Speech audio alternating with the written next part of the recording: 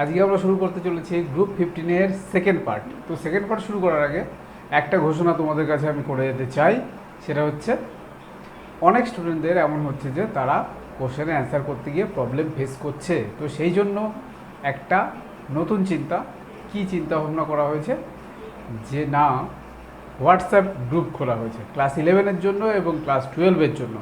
তো হোয়াটসঅ্যাপ নাম্বারটা আমি দিয়ে দিচ্ছি।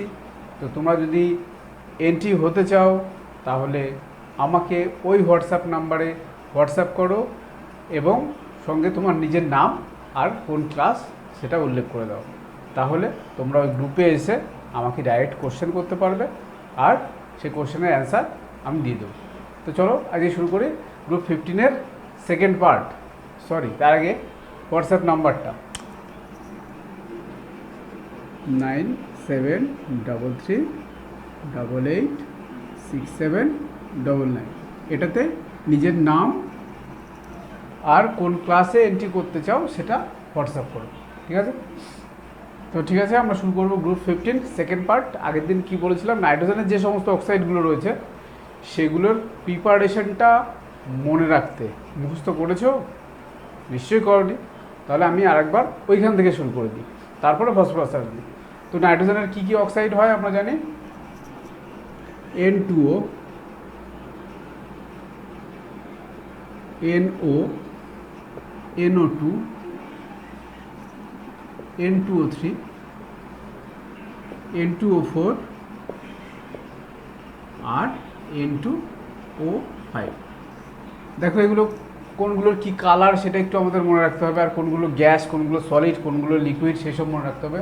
তো লিকুইড এখানে খুব কম, এই যে তিনটে সেই তিনটে হচ্ছে আমার গ্যাস।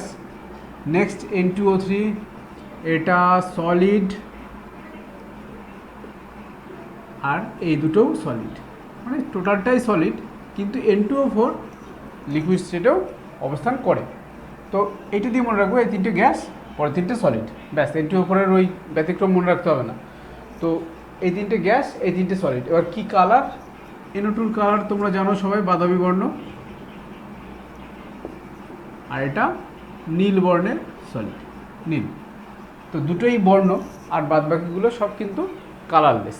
তো ঠিক আছে, চলো আমরা শুরু করি কী করে কোনটা প্রস্তুত করবে। N2O-র প্রস্তুতি আগের দিন বলেছি, অ্যামোনিয়াম নাইট্রেট। অ্যামোনিয়াম নাইট্রেটকে যদি আমরা হিট করি তাহলে কি করব, কি যেন মনে রাখার কি যেন প্রসেস, এখান থেকে জলের অণু যে কটা সম্ভব বাদ দিয়ে দাও। কটা আছে হাইড্রোজেন? 4টে, তাহলে ক অণু জল আসবে? 2H2O। কি পড়ে থাকলো দেখো, দুটো N আর একটা অক্সিজেন। কেন এখানে দুটো অক্সিজেন চলে এসছে, তাহলে উৎপন্ন হবে N2O। তাহলে N2O হলো, N2ওর প্রস্তুতি এটা। Next NO। NOর প্রস্তুতি আগের দিন বলেছি, আমার নাইট্রিক অ্যাসিডের সঙ্গে যে কোনো ধাতু, কপার বা জিঙ্ক বা ম্যাগনেসিয়াম, তিনজনের যে কোনো একটাকে আমরা কী নেব, মধ্যম গাঢ় HNO3, মানে 1:1 যদি নেওয়া হয়। তাহলে কি হয়, এর সল্ট যদি কপার নিই তাহলে copper nitrate, CuNO3 plus NO plus কী হবে, জল। ব্যালেন্স কী হবে, 14, 38, 40, 14, 38, 40, 14, 38, 40। তো এটা মিডিয়াম, তো এটার জন্য কত আসবে, 38।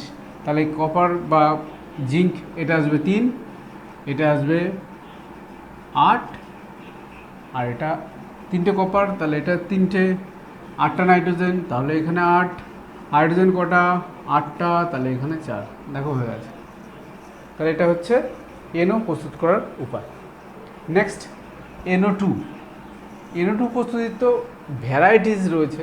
আগের দিন NO2 প্রস্তুতি আমরা একবার করে বলেছি যে কোনো অধাতু, যেমন কার্বন, যেমন আয়োডিন, যেমন ফসফরাস, যেমন সালফার, এদের সাথে যদি আমরা গাঢ় নাইট্রিক অ্যাসিড হিট করি তাহলে সবসময় কী হবে, কার্বনের বেলায় কার্বন ডাইঅক্সাইড, আয়োডিনের বেলায় HiO3, ফসফরাসের বেলায় H3PO4, সালফারের বেলায় H2SO4, মানে সবারই কিন্তু অ্যাসিড হবে।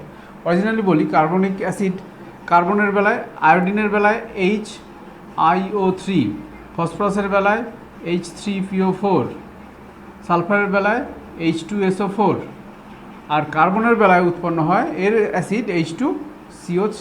তো H2CO3 আনস্টেবল, সেই জন্য কী হয়, এখান থেকে কার্বন ডাইঅক্সাইডটা বেরিয়ে যায়।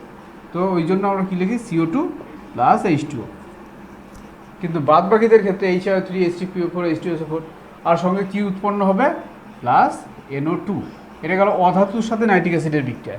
এবার আমরা জানবো যে কতগুলো ধাতব নাইট্রেট আছে তাদেরকেও যদি আমরা উত্তপ্ত করি তাহলে তারাও কিন্তু নাইট্রোজেন ডাইঅক্সাইড দেয়। যেমন হেভি মেটাল কোনগুলো, লেড, তারপর আমার আয়রন, এগুলোকে যদি আমরা lead nitrate, iron nitrate, silver nitrate এগুলোকে যদি আমরা উত্তপ্ত করি তাহলে কিন্তু সবসময় আমরা NO2 গ্যাস পাবো।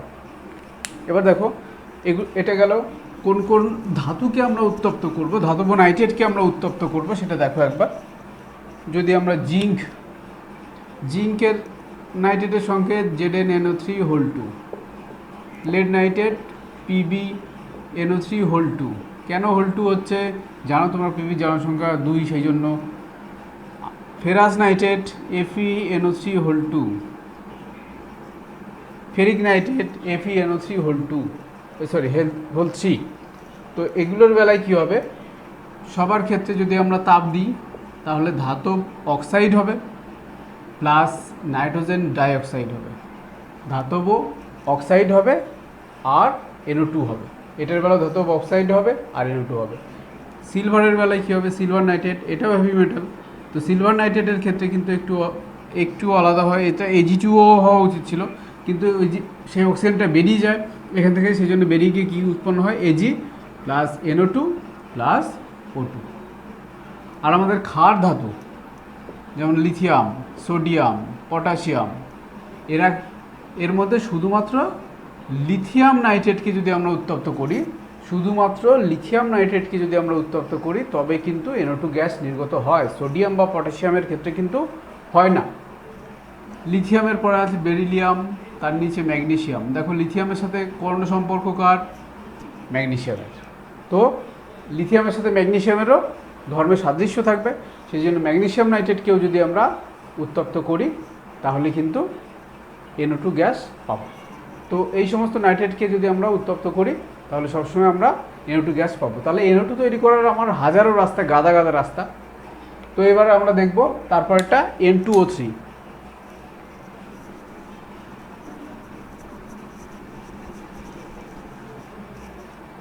N2O3 তৈরি করা একদমই সোজা, এই দুটোকে অ্যাড করে দেবো, মানে NO প্লাস NO2কে যদি আমরা অ্যাড করে দিই তাহলে উৎপন্ন হয় N2O3। তো দেখো এটাও কিন্তু ডিকম্পোজ হয়ে যায়, সেই জন্য নীল N2O3 বর্ণ নীল, কিন্তু কিছুদিন রেখে দিলে কি হয়, এটা বাদামি হয়ে যায়। কেন বাদামি হয়ে যায়, কেন N2O3 ভেঙে আবার NO2 উৎপন্ন করে, NO2-র বর্ণ কি বলেছি, বাদামি, সেই জন্য NO2 উৎপন্ন হয়ে যায় বলে এটা আবার বাদামি বর্ণ ধারণ করে। Next N2O4। তো N2O4 আমরা জানি NO2 আর NO2, দুটো NO2 যদি যোগ হয়ে যায় তাহলে উৎপন্ন হবে N2O4। Next N2O5। তো এই পাঁচটার প্রস্তুতি তো হয়ে গেল। N2O5 এর প্রস্তুতি কিন্তু একটুখানি আলাদা। N2O5 এর প্রস্তুতি আমরা কি করে করব না, P4O10 সাথে যদি আমার HNO3 বিক্রিয়া করে তাহলে উৎপন্ন হয় HPO3 আর N2O5। তাহলে নাইট্রোজেনের সমস্ত অক্সাইডের প্রস্তুতি আমরা বললাম। সবার জারণ সংখ্যা বলে দিই, N2O এটা -2, এটা -2, তাহলে এটা +1, এটা -2, তাহলে এটা +2, NO2 এটা +4, N2O3 এই তিনটে অক্সিজেনে -6, তাহলে প্রতিটা অক্সিজেনে হবে +3, এটা +4 আর এটা +5। তো নাইট্রোজেনের +1 থেকে বলেছিলাম আগের দিন, +1 থেকে +5 সমস্ত রকমের অক্সাইডই ও দেখায়। তো একবার মনে করো, একবার প্রথম থেকে N2O কিসের থেকে আমরা প্রস্তুত করেছি, N2O প্রস্তুত করতে গেলে আমাকে কী করতে হবে, অ্যামোনিয়াম নাইট্রেটকে হিট করতে হবে। তাহলে অ্যামোনিয়াম নাইট্রেটকে হিট করলে আমরা N2O পাবো আর জল। নেক্সট NO আমরা কী করে পাই, ওটা হচ্ছে 1:1 কপার, জিঙ্ক বা ম্যাগনেসিয়ামের সঙ্গে যদি আমরা 1:1 নাইট্রিক অ্যাসিডকে আমরা উত্তপ্ত করি তাহলে কি হবে, আমার NO উৎপন্ন হবে। তারপরে আমার কি আসছে NO2। NO2 আমরা যে কোনো নাইট্রেট লবণকে যদি আমরা উত্তপ্ত করি, যে কোনো ধাতব নাইট্রেট লবণকে যদি আমরা উত্তপ্ত করি, যেমন লেড নাইট্রেট, যেমন সিলভার নাইট্রেট, যেমন আয়রন নাইট্রেট, যেমন জিঙ্ক নাইট্রেট, এদেরকে যদি আমরা উত্তপ্ত করি তাহলে সবসময় আমরা কী পাবো? NO2। এছাড়া যে কোনো অধাতুকে যদি আমরা নাইট্রিক অ্যাসিডের সাথে উত্তপ্ত করি তাহলেও পাবো NO2। তাহলে গেল NO2। এরপরে আসছে N2O3। N2O3-কে আমরা কী করে প্রস্তুত করবো? NO প্লাস NO2, তাহলে উৎপন্ন হয়ে যাবে N2O3। তারপর N2O4 কী করে পাবো আমরা? NO2, দুটো NO2-কে একসাথে হিট করব, তাহলে উৎপন্ন হয়ে যাবে N2O4। নট হিট, ওটা হচ্ছে ঠান্ডা করব। দুটো NO2-কে আমরা যদি ঠান্ডা করি, শীতলীকরণ করি NO2-কে, তাহলে উৎপন্ন হয় N2O4। আর লাস্ট N2O5 একটুখানি আলাদা, কার সাথে করব? P4O10 বা P2O5-কে বলা হয় P4O10। আর গাঢ় নাইট্রিক অ্যাসিড যদি আমরা বিক্রিয়া করাই তাহলে উৎপন্ন হবে N2O5 আর HPO3। তো এইভাবে আমার পুরো ছক চোখের সামনে রেখে মনে রাখতে হবে, ঠিক আছে? আর কোনটা কেমন? প্রথম তিনটে হচ্ছে গ্যাস, তারপর তিনটে সলিড। NO2 বাদামি আর N2O3 নীল। ব্যাস, তাহলে আমার এটা নাইট্রোজেনের পর্বটা শেষ। এবার আমরা যাব ফসফরাস। তো দেখো, ফসফরাস পড়তে গেলে ফার্স্ট আমাদের পড়তে হবে ফসফরাসের অ্যালোট্রোপ। ফসফরাসের অ্যালোট্রোপ কত রকমের হয়? অ্যালোট্রোপ তিনটে টাইপের আমরা ফসফরাস দেখতে পারি, একটা হচ্ছে সাদা, একটা লাল, একটা কালো। তো সাদা, লাল আর কালো, কালোর আবার দুটো ভাগ হয়, একটা হচ্ছে আলফা আর একটা বিটা। তো কালোটা বিশেষ ইম্পর্টেন্ট নয়, আমাদের সবথেকে বেশি ইম্পর্টেন্ট যেটা সেটা হচ্ছে সাদা। এবার দেখো, সাদা ফসফরাস অত্যধিক সক্রিয় এবং ভীষণ হানিকারক, মানে চামড়া যদি লাগে তাহলে কিন্তু ক্ষতি সৃষ্টি হয়ে যাবে। তো সাদা ফসফরাস সেই জন্য খুব সাবধানে ইউজ করতে হয়। তো সাদা ফসফরাসের এরকম সক্রিয়তার কারণ কি, আগে আমরা সেটা জানবো। দেখো, সাদা ফসফরাসের গঠনটা আমি একটু এঁকে দেখাই কেমন থাকে। এখানে একটা পি, এখানে একটা পি, এখানে একটা পি, আর এখানে একটা পি। তো চতুস্থলকীয়ভাবে এটা অবস্থান করবে, আর এই পিটা এই পি এর সাথে যুক্ত থাকবে, আর এই পিটা এই পি এর সাথে যুক্ত থাকবে। তো দেখো, আর এখানে একটা নিঃসঙ্গী ইলেকট্রন জোড়, এখানে একটা নিঃসঙ্গী ইলেকট্রন জোড়, এখানে একটা। ফসফরাসের বাইরের কক্ষপথে কটা ইলেকট্রন আমরা জানি সবাই? 5টা ইলেকট্রন। তো 5টা ইলেকট্রনের মধ্যে 3টে ইলেকট্রন অংশগ্রহণ করেছে, মানে সেই NH2 মানে 3s2 আর 3p3। তো 3p3-র যে 3টি ইলেকট্রন, একটা px, একটা py, একটা pz, সেই 3টি ইলেকট্রন কি সিঙ্গেল ইলেকট্রন? তো সেই 3টে সিঙ্গেল ইলেকট্রন কিন্তু একে অপরের সাথে বন্ধন করেছে। তো এই যে px, py আর pz এর মধ্যে বন্ধন কোণের মান কত থাকে? যদি মনে না থাকে হাইব্রিডাইজেশনটা আরেকবার দেখে নাও। তো px, py আর pz বন্ধন কোণের মান থাকে কত ডিগ্রি? একে অপরের সাথে থাকে 90 ডিগ্রি। সবাই এক্স, এটা যদি ওয়াই হয় আর এটা যদি জেড হয়, যা ইচ্ছা করতে পারি। তো এক্স ওয়াই জেডের মধ্যে এক্সের সাথে Y, X Y 90 degree, X Z 90 degree. তো সবার মধ্যে অ্যাঙ্গেল মানটা কত থাকবে না? 90 ডিগ্রি। এখন দেখো, সাদা ফসফরাসের বেলায় এই যে পিপিপি, যে কোনো বন্ধন কোণের মানটা হয়ে যায় 60 ডিগ্রি, হয়ে যায় কত? 60 ডিগ্রি। তো একবার ভাবো, একটা যৌগ বা একটা বন্ধন, একটা জিনিস, সেটা 90 ডিগ্রি আছে, এবার সেটাকে যদি আমি প্রেশার দিয়ে এখানে রাখি, মানে 60 ডিগ্রি করে রাখি, তাহলে কি চাইবে? ও তো অরিজিন তো 90 ডিগ্রি, তাহলে ও কী চাইবে? সবসময় 60 থেকে 90-তে চলে যেতে। সেই জন্য কী হয়, সাদা ফসফরাসের মধ্যে একটা সবসময় পীড়ন কাজ করে, যৌগটার মধ্যে একটা পীড়ন কাজ করে, যে এই বন্ধনগুলো ছেড়ে দূরে সরে যেতে চায়। আর যদি দূরে সরে যায় তাহলে কি হয়? তখনই হয়ে যায় এদের বন্ধনের বিভাজন। বন্ধন যেহেতু সহজে বিভাজিত হয়ে যায়, সেই জন্য সাদা ফসফরাস অত্যধিক সক্রিয়। কি বললাম? px, py আর pz এর মধ্যে বন্ধন কোণের মান কত হওয়া উচিত? 90 ডিগ্রি। কিন্তু এখানে বন্ধন কোণের মান কত হয়ে আছে? 60 ডিগ্রি। তার মানে কি, ওই এক্সিসগুলো 60 ডিগ্রি থেকে 90 ডিগ্রিতে চলে যেতে চায়, সেই জন্য যৌগটার মধ্যে একটা পীড়ন কাজ করে, আর ওই জন্যই এর বন্ধনটা খুব সহজে ভেঙে যায়। সেই জন্য কী হয়, সাদা ফসফরাস অত্যধিক সক্রিয়। এবার লাল ফসফরাস তাহলে সক্রিয় নয় কেন? লাল ফসফরাস তাহলে সক্রিয় না হয় কেন সেটা আমরা দেখব। তো লাল ফসফরাসের বেলায় কী হবে? লাল ফসফরাসের বেলায় এই যে বন্ধনটা, এই বন্ধনটা খুলে যায়। তাহলে এই বন্ধনটা খুলে দিই, 60 ডিগ্রিটা মুছে দিই। এই বন্ধনটা খুলে কী হবে? এই ফসফরাসের তাহলে একটা হাত ফাঁকা হয়ে গেল, আর এই ফসফরাসেরও একটা হাত ফাঁকা হয়ে গেল। তাহলে এই ফসফরাসটা কী হবে? এরকম আর একটা চতুস্থলকীয়র সাথে যুক্ত হয়ে যাবে, P P P P P, এটা আবার আরেকটার সাথে। তাহলে লাল ফসফরাসগুলো এরকমভাবে যুক্ত থাকে। তো লাল ফসফরাসগুলো এরকমভাবে কতগুলো চতুস্তলকীয় মডেল একে অপরের সাথে সংগঠিত অবস্থায় অনেকগুলো একসাথে যুক্ত অবস্থায় থাকে। তো অনেকগুলো এরকম একসাথে যুক্ত অবস্থায় থাকে বলে এই বন্ধনগুলো আর সহজে ভাঙে না, বা বন্ধন বিয়োজন শক্তির মান অনেক বেশি হয়। সেই জন্য ওই বন্ধনগুলো ভাঙতে অনেক বেশি শক্তি লাগে, সেই জন্য লাল ফসফরাস কিন্তু অত্যাধিক নিষ্ক্রিয়। এবার আমরা দেখব ফসফরাসের রিয়াকশান। তো সাদা ফসফরাসের বিক্রিয়া, লাল ফসফরাস তো নিষ্ক্রিয়, তো লাল ফসফরাসের তো আর বিক্রিয়া থাকবে না। তো বিক্রিয়া কার হবে না সাদা ফসফরাসের। তো সাদা ফসফরাসের মেন যে বিক্রিয়া সেটা হচ্ছে ফসফিন প্রস্তুতি। ফসফরাস প্লাস NaOH, ভীষণ ইম্পর্টেন্ট বিক্রিয়া, ক্লাস 11এও আমরা করেছি, প্লাস জল। তো উৎপন্ন হয় ফসফিন। ফসফিনের কেমন, ফসফিন একটা গ্যাস, আর উৎপন্ন হয় সোডিয়াম হাইপোফসফাইড NaH2 NaHPO2। তো দেখো এখানে কি আমরা মনে রাখতে হবে, এটা 1 হবে, এটা 3 হবে, এটা শুধু সব 3 ব্যালেন্সে শুধু 3 আসে, ব্যালেন্স হয়ে গেছে। 3টে সোডিয়াম 4টে ফসফরাস, এখানে একটা ওখানে 3টে। তো এটা হচ্ছে ফসফিন তৈরি। ফসফিনটা আবার কেমন গ্যাস, ফসফিনটা হচ্ছে একটা আষ্টে গন্ধযুক্ত গ্যাস, আষ্টে গন্ধযুক্ত ফসফিন গ্যাসটা।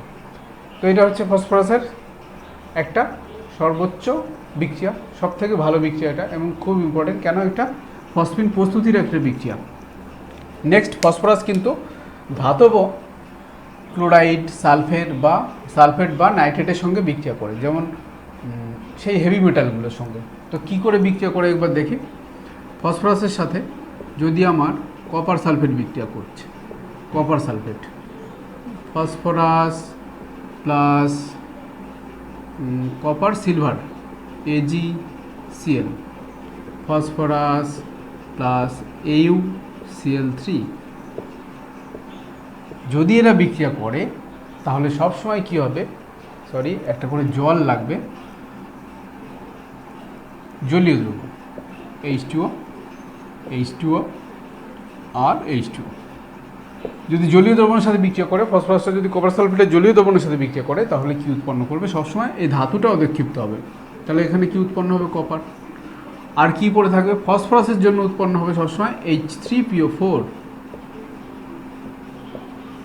আর সালফেটের জন্য উৎপন্ন হবে H2SO4। ঠিক আছে, তাহলে সবার বেলা একদম সেম হবে। তাহলে সিলভার থাকলে কি হবে বলো, সিলভার থাকলে এখানে কি ধাতু অধিক্ষিপ্ত হবে, সিলভার। ফসফরাসের জন্য উৎপন্ন হবে H3PO4, আর Cl এর জন্য উৎপন্ন হবে HCl। গোল্ডের বেলায় যা এই যে সিলভার নাইট্রেট দিলে ভালো হতো, AuCl3 দিয়ে দিয়েছি। গোল্ডের বেলায় তাহলে কি উৎপন্ন হবে, এটা Au, আর এখানে H3PO4 তো কমন, এটা তো হবেই, আর এখানে যেহেতু Cl আছে তাহলে এখানে হবে Cl। তো এটা Cl না থেকে যদি এটা নাইট্রেট হতো, সিলভার নাইট্রেট যদি হতো, তাহলে এখানে কি হতো, HNO3। ক্লিয়ার, সবার ক্লিয়ার। তাহলে কপার থাকলে কপার অধক্ষিপ্ত হবে, সিলভার থাকলে সিলভার অধক্ষিপ্ত হবে, গোল্ড থাকলে গোল্ড অধক্ষিপ্ত হবে না, এটা কোলয়েডীয় দ্রবণ উৎপন্ন করে। তো এরকম করে এই 4টে বিক্রিয়া হচ্ছে ফসফরাসের। তাহলে বললাম কার সাথে, একটা NaOH এর সাথে, আর 3টে কপার সালফেট, মানে ভারী যে ধাতুগুলো তাদের যে কোনো সল্টের সাথে। তো যেমন সল্ট তেমন অ্যাসিড ওখানে উৎপন্ন হবে। ফসফরাস থেকে সবসময় উৎপন্ন হবে H3PO4, আর ধাতুগুলো সব অধক্ষিপ্ত হবে। এখানে আর একটা মেন একটা কোশ্চেন আছে যে সাদা ফসফরাস যদি হঠাৎ করে আমাদের গায়ে লেগে যায় তাহলে আমাদের কি করা উচিত। সাদা ফসফরাস যদি গায়ে লেগে যায় তাহলে আমরা কী করি, জল দিলে কিন্তু ফসফরাস জলে ডিজলভ হয় না। তো সেই জন্য জল দিলে কিছু হবে না, সাদা ফসফরাসের জল দিলে কিচ্ছু হবে না। তো সেই জন্য কী করা হয়, কপার সালফেটের জলীয় দ্রবণ ওখানে দেওয়া হয়। কপার সালফেটের জলীয় দ্রবণ দিলে ফসফরাস কিসে পরিণত হয়, ফসফরিক অ্যাসিডে। তো ফসফরিক অ্যাসিডটার ক্ষতিকারক প্রবণতা অনেক কম। সেই জন্য যেহেতু ফসফরিক অ্যাসিড উৎপন্ন করে দেয় ফসফরাস থেকে, সেই জন্য দেহে কোথাও যদি আমার কপার সালফেট লেগে যায় তাহলে আমরা কি করব, কপার সালফেটের জলীয় দ্রবণ দিয়ে সেই জায়গাটা পরিষ্কার করে নেব, তাহলেই হয়ে যাবে। বেশ, আমাদের ফসফরাস কমপ্লিট। এরপর আমরা পড়ব ফসফিন। বেশ, দেখো আমরা ফসফিন কী করে প্রস্তুত করব। ফসফিন প্রস্তুতে একটু আগে আমরা সাদা ফসফরাসের বিক্রিয়াতে দেখলাম, সেই জন্য বিক্রিয়াটা লিখে নিয়েছি। ফসফিন তো ফসফিন প্রস্তুত করার সময় একটা জিনিস আমার করা হয়, সেটা হচ্ছে নিষ্ক্রিয় গ্যাসের পরিমণ্ডলে বিক্রিয়াটা করা হয়। কেন? কারণ হচ্ছে ফসফিন যখনই আমরা উৎপন্ন করব তখন উৎপন্ন হয় এর সঙ্গে আরেকটা গ্যাস, সেটা হচ্ছে P2H4। তো এই P2H4টা কিন্তু ভীষণ একটা দাহ্য গ্যাস। সেই আলেয়া আমরা ছোটোবেলায় যেটা পড়েছি, সেখানে মিথেন গ্যাসে যে আগুন লাগাতো সেও ছিল কিন্তু P2H4। তো P2H4 কিন্তু ভীষণ একটা দাহ্য গ্যাস। ভেতরে যদি আমরা নিষ্ক্রিয় পরিমণ্ডল না তৈরি করে রাখি, ওখানে যদি অক্সিজেন থাকে তাহলে এ কী করবে, অক্সিজেনের সাথে আগুন জ্বলে যাবে। অক্সিজেনের সাথে বিক্রিয়া করে ভীষণ একটা কুইক রিয়াকশান ঘটে, সেই জন্য এ আগুন লেগে যায়। তো আগুন লেগে গেলে কী হবে, PH3-র সাথে আগুন ধরে যাবে। তো PH3 যেই মাত্র অক্সিজেনের সাথে বিক্রিয়া করবে তো কী উৎপন্ন করবে, P2O5, বা এটাকে লেখা হয় P4O10। P4O10, তো P4O10 উৎপন্ন হবে আর জল উৎপন্ন হবে। এটা সাদা ধোঁয়া উৎপন্ন হবে। তো আমি উৎপন্ন করতে যাচ্ছিলাম PH3, সেটাই তো বিক্রিয়া করে অন্য যৌগ তৈরি করে দেবে। P4O10 পুরো আমার যে ফ্ল্যাক্সের মধ্যে বিক্রিয়া করছি, ফ্ল্যাক্সটাই পুরো সাদা ধোঁয়াতে ভর্তি হয়ে যাবে। তাহলে আমরা এইভাবে ফসফিন উৎপন্ন করতে গেলে কিন্তু সবসময় কী করতে হবে, আমাকে ওখানে নিষ্ক্রিয় গ্যাসের একটা পরিমণ্ডল তৈরি করে রাখতে হবে, না হলে কিন্তু উৎপন্ন P2H4 জ্বলে যাবে, ফলে আমার ফসফিনটাও জ্বলে নষ্ট হয়ে যাবে। তো এবার আমরা দেখব যে এই যে উৎপন্ন যে ফসফিন, ওর সঙ্গে তো সবসময় P2H4 মিশে থাকবে। তো ওকে যেইমাত্র আমরা বাইরে বের করব, নিষ্ক্রিয় গ্যাসের পরিমণ্ডল তো আমার গ্যাসের মধ্যে রয়েছে, কিন্তু যেইমাত্র ওকে তো আমার সংগ্রহ করতে হবে। যেখানে সংগ্রহ করতে যাব সেখানে তো অক্সিজেন থাকবেই, তো সেখানে গিয়েও কিন্তু আগুন জ্বলে যাবে। তো আমাকে কী করতে হবে, P2H4-কে ওর থেকে আলাদা করতে হবে। তো P2H4-কে ওর থেকে আলাদা করার উপায় কি, দেখো। যেমন দেখো, আমার NH3 আর HCl যদি বিক্রিয়া হয় তাহলে কি উৎপন্ন হয়, আমরা খুব ছোটোবেলা থেকে এটা পড়ছি। NH3-এর কাছে ইলেকট্রন জোট থাকে, ও হাইড্রোজেনকে ইলেকট্রন জোট দেয়, তাহলে কি উৎপন্ন হয়, NH4+ আর Cl-। তো আমিও তাই করব, PH3 এখানে একই রকম, এর কাছে নিঃসঙ্গ ইলেকট্রন জোট রয়েছে। তো এটাকে কী করব, আমরা HI এর মধ্যে দিয়ে চালনা করব। HI এর মধ্যে দিয়ে চালনা করলে কি হবে, একদম সেম, NH4+, তার মানে এখানে হবে PH4+, আর I- মানে ফসফোনিয়াম আয়োডাইড, PH4I। তো PH4I হয়ে গেল। তো PH4I, এবার PH4I থেকে তো আবার আমার PH3টা বের করতে হবে, HI-কে বাদ দিতে হবে। তো এটাকে যদি আমরা তাপ দিই, দেখো, তাহলে কি উৎপন্ন হবে, PH3 আর HI। তো এটাকে শুধুমাত্র এটাকে তাপ দিয়ে আমার লাভ হবে না। কেন লাভ হবে না, দেখো, এই উৎপন্ন HI তো আবার এর সাথে বিক্রিয়া করে যাবে। তো সেই জন্য আমরা কি করব, এই HI-কে দূর করার জন্য PH4I-এর সাথে HI কি একটা অ্যাসিড, এটা একটা অ্যাসিড, তাহলে এটাকে দূরীভূত করতে পারে কে, ক্ষার। তা সেই জন্য আমরা কী দেবো, PH4-কে KOH সহ উত্তপ্ত করব। তাহলে KOH সহ উত্তপ্ত করলে এখান থেকে PH3 উৎপন্ন হবে, আর যে HI উৎপন্ন হবে সেই HI-টা KOH-এর সাথে বিক্রিয়া করবে। তো HI আর KOH-এর বিক্রিয়া তো আমরা জানি, HI আর KOH বিক্রিয়া করলে কী উৎপন্ন হবে, KI আর জল, মানে লবণ আর জল, এত ছোটোবেলাকার বিক্রিয়া।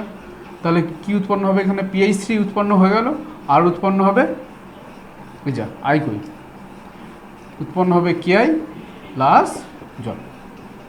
হলো ক্লিয়ার?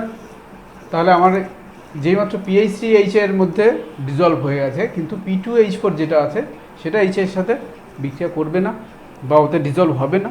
তাহলে এখান থেকে আমরা বিশুদ্ধ ফসফিন এইভাবে পেতে পারি। ঠিক আছে, এ গেল ফসফিনের প্রস্তুতি। এবার ফসফিন আরও অন্যভাবে প্রস্তুত করা যায়, দেখো, ক্যালসিয়াম ফসফাইড। ক্যালসিয়াম ফসফাইডের সংকেত বলো। ক্যালসিয়াম ফসফাইড হচ্ছে Ca3P2। আচ্ছা, ক্যালসিয়াম নাইট্রাইড বা অ্যালুমিনিয়াম নাইট্রাইডের সংকেত কি, অ্যালুমিনিয়াম নাইট্রাইড এটা। এবার দেখাই একটা জিনিস মজা। তো এখানে যদি আমরা হাইড্রোলিসিস করি, একটা কথা এখানে বলে দিই যে হাইড্রোলিসিস যখন আমরা যে বিক্রিয়াতে হাইড্রোলিসিস হয়, মানে জল যোগ হয়, সেই বিক্রিয়াগুলোতে কিন্তু জারণ সংখ্যার কোনোদিনও কোনো পরিবর্তন হয় না। তো দেখো, এখানে ক্যালসিয়াম আর ফসফরাসের মধ্যে কে পজিটিভ, ক্যালসিয়াম পজিটিভ, আর OH-এর মধ্যে H পজিটিভ, OH নেগেটিভ, মানে HOH। তাহলে Hটা পজিটিভ, OHটা নেগেটিভ। তো ক্যালসিয়ামটা যেহেতু পজিটিভ, তাহলে ক্যালসিয়ামের সাথে যুক্ত হবে নেগেটিভটা। সবসময় জলীয় হাইড্রোলিসিস সবসময় এইভাবে করবো আমরা। Ca, তাহলে জল কটা লাগবে, দুটো, OH-এর হোল 2, আর ফসফরাসের সাথে যুক্ত হবে কি এইচ, তো ফসফরাসের সাথে 3টে এইচ, তো PH3। অ্যালুমিনিয়াম নাইট্রাইট, দেখো যদি জল দিই তাহলে অ্যালুমিনিয়ামটা পজিটিভ, নাইট্রোজেনটা তড়িৎ ঋণাত্মক, তো এটা যদি তড়িৎ ঋণাত্মক আর এটা যদি তড়িৎ ধনাত্মক হয় তাহলে ধনাত্মকের সাথে কে যুক্ত হবে, OH, আর নাইট্রোজেনের সাথে যুক্ত হবে H, তো উৎপন্ন হবে NH3। তো আমরা PH3 প্রস্তুতি করছি, তো তবু NH3টা আমি একবার বলে দিলাম। তো এইভাবে আমরা ফসফিন ক্যালসিয়াম ফসফাইড থেকেও আমরা পেতে পারি। ওকে, নেক্সট আমরা দেখব ফসফিনের কিছু বিক্রিয়া। ফসফিনের বিক্রিয়া হচ্ছে ফসফিনের রাসায়নিক ধর্ম দুটো যৌগের সঙ্গে পড়ব, একটা হচ্ছে CuSO4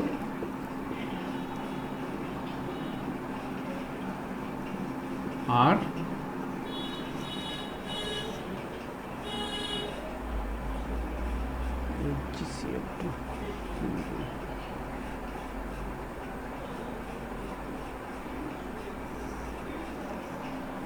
CuSO4 এর সাথে পড়ব, আর একটা পড়ব PH3 প্লাস HgCl2।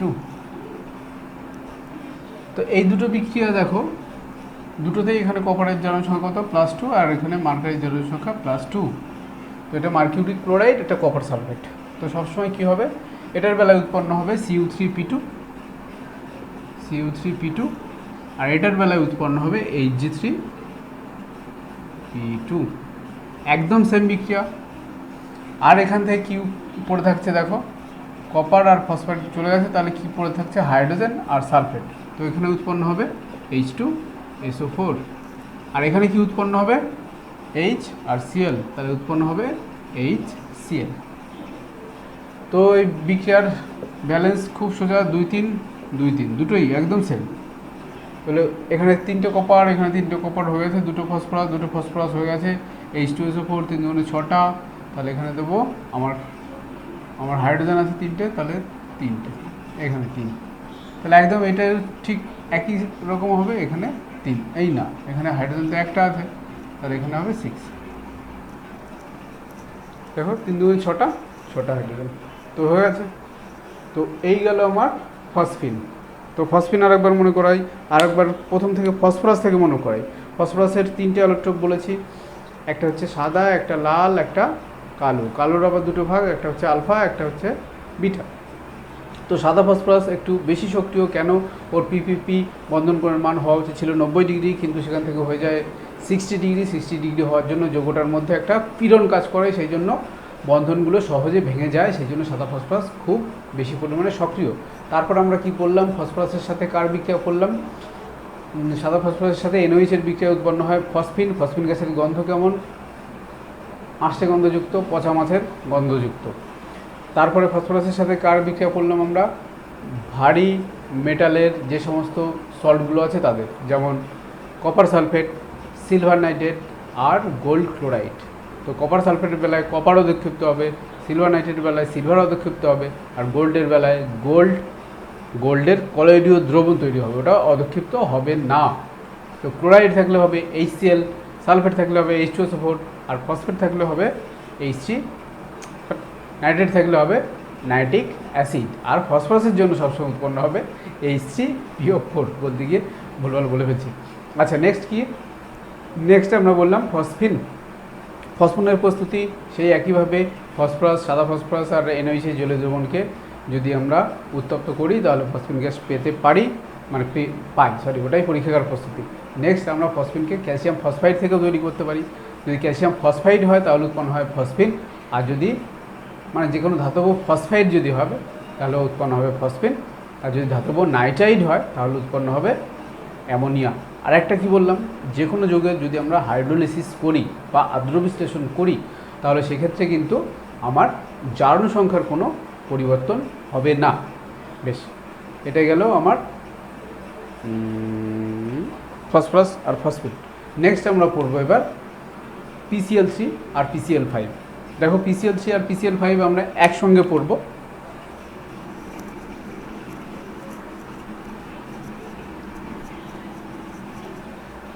দুটোরই যদি আমরা হাইড্রোলিসিস করি, PCl3 প্লাস H2O আর PCl5 প্লাস H2O, দুটোর মধ্যে একটুখানি ডিফারেন্স রয়েছে। কি? এটার গঠনের ডিফারেন্স, এর গঠনের সাথে ডিফারেন্স। তো গঠন যদি না মনে থাকে আরেকবার বলে দিই, PCl5 এর গঠন কেমন? এখানে ফসফরাস, ওপরে Cl, নিচে Cl, এখানে 3টে Cl। আর PCl3 হাইড্রোলাইসিস করলে ফসফরাসের তড়িৎ ধনাত্মকতা বেশি আর Cl এর তড়িৎ ঋণাত্মকতা, তাহলে Hটা যুক্ত হবে Cl এর সাথে আর OHটা যুক্ত হবে ফসফরাসের সাথে, তাহলে POH এর হোল 3 প্লাস 3HCl। এবার PCl5 এর ক্ষেত্রে দেখো একটুখানি PCl5 আর একবার একটুখানি বলে দিই, এই যে ওপর আর নিচের যে দুটো ক্লোরিন সেই দুটোকে কী বলি আমরা? অ্যাক্সিয়াল। আর এই যে Cl তিনটে এদেরকে বলি ইকুইটোরিয়াল। তো উপরের যে Cl দুটো, 3টে Cl দ্বারা বিকশিত হয় বলে ওপরের বন্ধন দৈর্ঘ্যটা এই বন্ধন দৈর্ঘ্য বা এই বন্ধন দৈর্ঘ্যের তুলনায় বেশি। তো বন্ধন দৈর্ঘ্য যদি বেশি হয়ে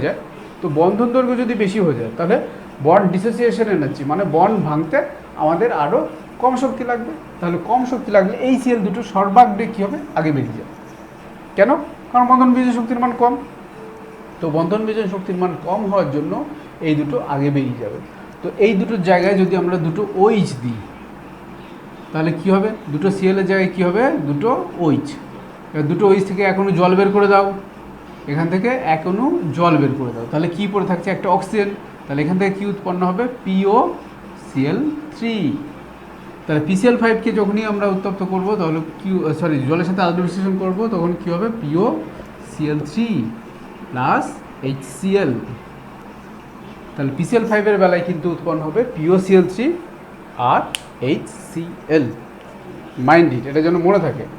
এবার দেখো সবার অ্যালকোহল বা অ্যাসিডের সাথে বিক্রিয়া আমরা দেখব। PCl3 আর PCl5 দুটোরই অ্যালকোহল বা অ্যাসিডের সাথে বিক্রিয়া আমরা দেখব। যদি ইথানল করি, C2H5OH, এখানে দিলাম PCl3, তাহলে এটা OH আছে, তাহলে আবার সেই কী হবে? C2H5 হচ্ছে প্লাস আর OH হচ্ছে মাইনাস, তাহলে ফসফরাসের সাথে কে যুক্ত হবে? OHগুলো, তাহলে উৎপন্ন হবে এখানেও POH এর হোল 3 প্লাস C2H5Cl। এবার C2H5 এর সাথে যদি PCl5 দিই, তাহলে একইভাবে সেই ওপরের দুটো Cl এর জায়গায় OH বসে উৎপন্ন হবে আগে POCl3 plus C2H5Cl plus HCl। এই যে HClটা উৎপন্ন হলো, সেই HCl এখানেও আমার উৎপন্ন হবে। তো এই গেল PCl3 আর PCl5 এর বিক্রিয়া। তো PCl5 নিয়ে আরও একটু কথা আমি বলবো, যে PCl5 কিন্তু একটা সমযোজী যৌগ হওয়া সত্ত্বেও কঠিন অবস্থায় তড়িৎ পরিবহন করে। সমযোজী যৌগ কিন্তু কঠিন অবস্থায় তড়িৎ পরিবহন করে। কী করে? যে দুটো PCl5 যখন যুক্ত হবে, কঠিন অবস্থা যখনই যায়, তো এইখান থেকে একটা Clকে বাদ দিয়ে এর সাথে যুক্ত করে দাও, কী হবে? এটা একটা Cl যদি বেরিয়ে যায়, এই Cl থেকে যদি একটা Cl বেরিয়ে যায় H+, তাহলে PCl5 থেকে একটা Cl যদি বেরিয়ে যায়, তাহলে কী হবে? PCl4 প্লাস, আর Clটা ওখানে যুক্ত হয়ে গেলে ওটা হয়ে যাবে মাইনাস, তো PCl6 মাইনাস। তো PCl5 কঠিন অবস্থায় এই দুটো আয়ন রূপে অবস্থান করে, সেই জন্য কী হবে? PCl5 কিন্তু কঠিন অবস্থায় তড়িৎ পরিবহন করবে। কিন্তু PBr5 আর PI5 এর বেলায় কিন্তু এরকম হয় না, মানে এরাও তড়িৎ পরিবহন করবে কঠিন অবস্থায়, কিন্তু এইভাবে না। কী হবে? PBr প্লাস আর Br মাইনাস, আর এটার ক্ষেত্রে এখানে 4 PI4 প্লাস I মাইনাস। তো এটাও তড়িৎ পরিবহন করে, কিন্তু এরকম কেন? কারণ একটাই, যে দেখো ফসফরাসের সারাউন্ডিংয়ে এখানে 6টা যুক্ত হতে পেরেছে। কেন? কারণ Cl হচ্ছে ছোট আয়ন, কারণ Cl এর আকার ছোট। ব্রোমিনের আকার যেই বড় হয়ে গেল, তো একটা ফসফরাসকে ঘিরে ওই 6টা ব্রোমিন কিন্তু আর অবস্থান করতে পারে না, ব্রোমিনগুলোর মধ্যে বিকর্ষণ হয়। সেই জন্য PCl6 মাইনাস তৈরি হলো, পি বিআর সিক্স মাইনাস তৈরি হয় না, সেই জন্য কী হয়, এখান থেকে যে বিআরটা বেরিয়ে গেল সেই বিআরটা এখানে আয়ন হিসাবে কাজ করে। আয়োডিন তো আরও বড়, তাহলে এর ক্ষেত্রেও সেই একই রকম ব্যাখ্যা হবে। বেশ,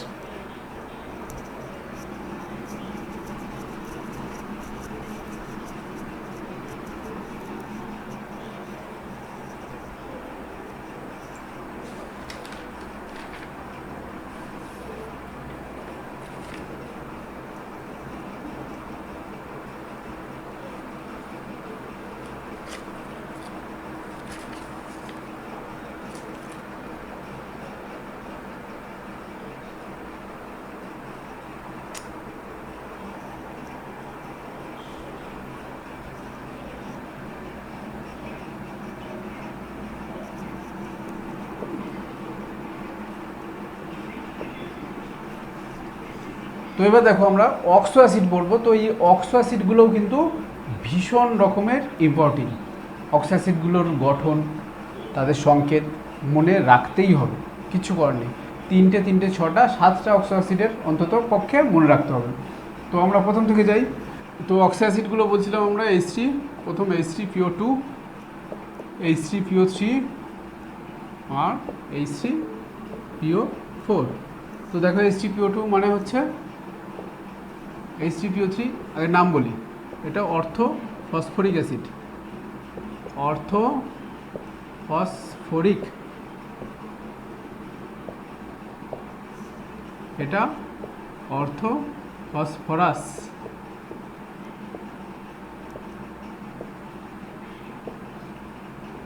এটার নাম একটু পরে বলছি। দেখো পি ডবল বন্ড ও, সংকেত কী হবে, এইচ ওইচ ওইচ, এটা পি ডবল বন্ড ও, 3টে OH, OH OH OH.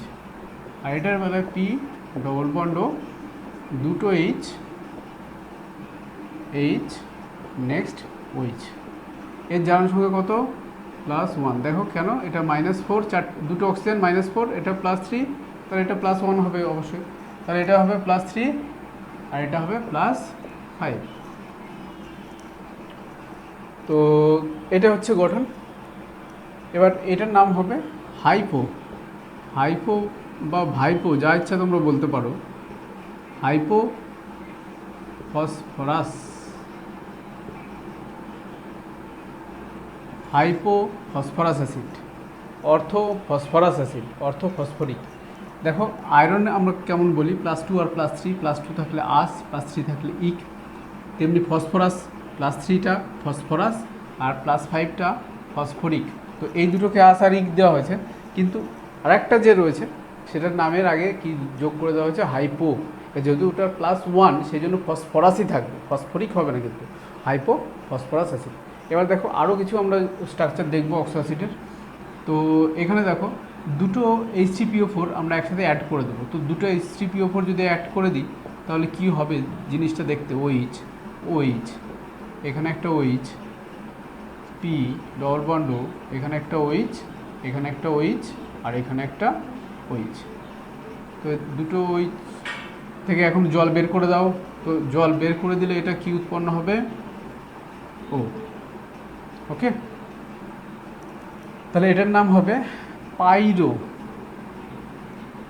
পাইরো phosphorus হবে না ফসফরিক হবে, যেহেতু ফসফরিক থেকে উৎপন্ন হয়েছে তাই এটা ফসফরিকই হবে।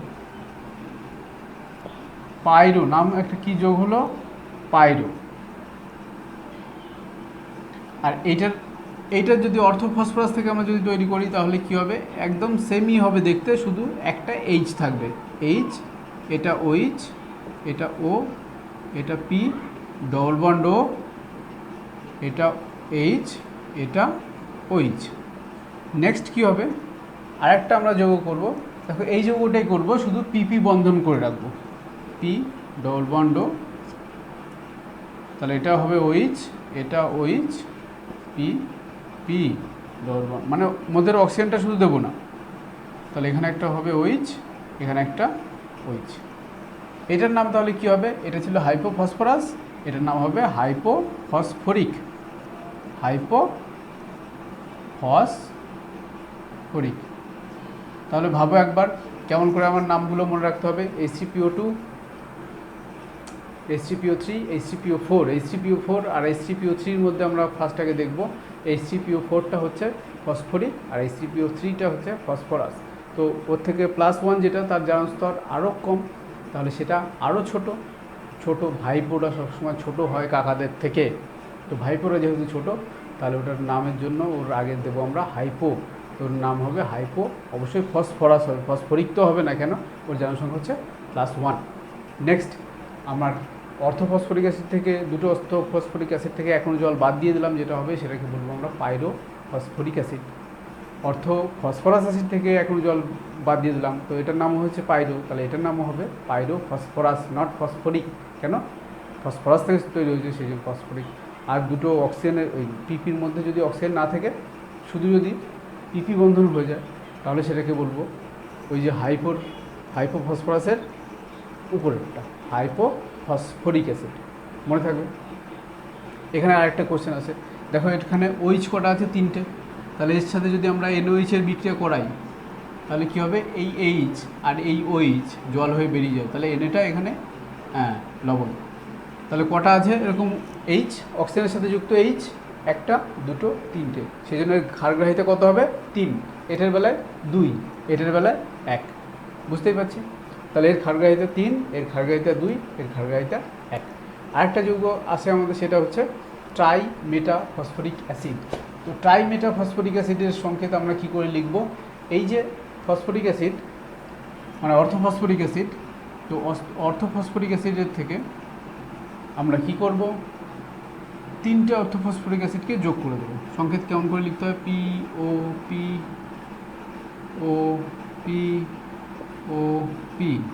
এর সাথে ডবল বন্ড, একটা সিঙ্গেল বন্ড, একটা ডবল বন্ড, একটা সিঙ্গেল বন্ড, একটা ডবল বন্ড, যেখানে ইচ্ছা দিতে পারি।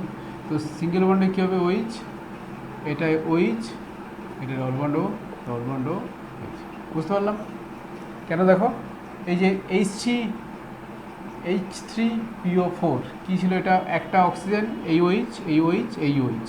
তো এই OH আর এর OH থেকে এখন জল বেরিয়ে অক্সিজেন, সেমভাবে এখানে, তো এটার সংকেত দেখো কটা HPO3 আছে? HPO3, এই একটা HPO3, এরকম দেখো 3টে আছে, এই একটা আর এই একটা। তো সংকেত কি? HPO3/3। তো এটা হচ্ছে HPO3/3, এটার নাম কি হলো? সাইক্লোট্রাইমেটাফসফরিক অ্যাসিড। এখানে কি কোশ্চেন আসে? POP বন্ধন কটা আছে? POP একটা, POP দুটো, POP 3টে। তো POP বন্ধনের সংখ্যা হবে 3টে। এবার দেখো H3PO2 আর এর পরেরটা কী ছিল? H3PO3। এদের দুটোর আরেকটা নাম আছে, এটার নাম হচ্ছে স্ফেনিক অ্যাসিড, আর এটার নাম হবে ফসফোনিক। এই নাম দিয়েও কিন্তু আসে, সেই জন্য বলে দিলাম। এটা ফসফেনিক অ্যাসিড, ওটা ফসফোনিক অ্যাসিড। এবার এখানে আরেকটা কোশ্চেন দেখো, আমি বলবো আরেকটা কোশ্চেন বলতে বলতে বোর্ডটা একটু মুছে নিই। সেটা হচ্ছে হোম সিগন্যাল। কি হোম সিগন্যাল? সেটা হচ্ছে সমুদ্রের মাঝে কোনো জাহাজ যদি আটকে যায়, তাহলে তারা কি করে? অনেক সিনেমায় তোমরা দেখেছো যে জাহাজের থেকে একটা ধোঁয়া বেরোচ্ছে, সে ধোঁয়া কী করে বেরোয় সেটাই এখানে ব্যাখ্যা করা হবে। তো সেটাকে একটা সিগন্যালের কাজ করে, সেই জন্য নাম দেওয়া হচ্ছে হোম সিগন্যাল। তো হোম সিগন্যালে এরকম কৌটা থাকে, কৌটার মধ্যে কি থাকে? নিচের দিকে একটা ফুটো করা থাকে। তো যেহেতু এই কৌটাটা জলে আমরা ফেলি, তো এর মধ্যে কি যাবে? জল যাবে। তো এই কৌটার মধ্যে কি থাকে? Calcium carbide. ক্যালসিয়াম কার্বাইড মানে ক্যালসিয়াম কার্বাইডে কার্বাইড C2, কেমন? C ট্রিপল বন্ড C, এটা মাইনাস, এটা মাইনাস, এর সাথে যুক্ত হয়েছে ক্যালসিয়ামের যোজ্যতা 2, তো এর সাথে যুক্ত হয়েছে ক্যালসিয়াম, তো এটা হচ্ছে ক্যালসিয়াম কার্বাইড। তো জল দিলে কি হবে? ক্যালসিয়ামের সাথে যুক্ত হবে OH, CaOH/2, আর কার্বনের সাথে যুক্ত হবে দুটো H, তাহলে এটা হবে HC ট্রিপল বন্ড CH, মানে এটা অ্যাসিটিলিন। আর এর মধ্যে থাকে ক্যালসিয়াম ফসফাইড CA3P2, আর জল দিলে কি উৎপন্ন হবে? Calcium hydroxide plus PH3।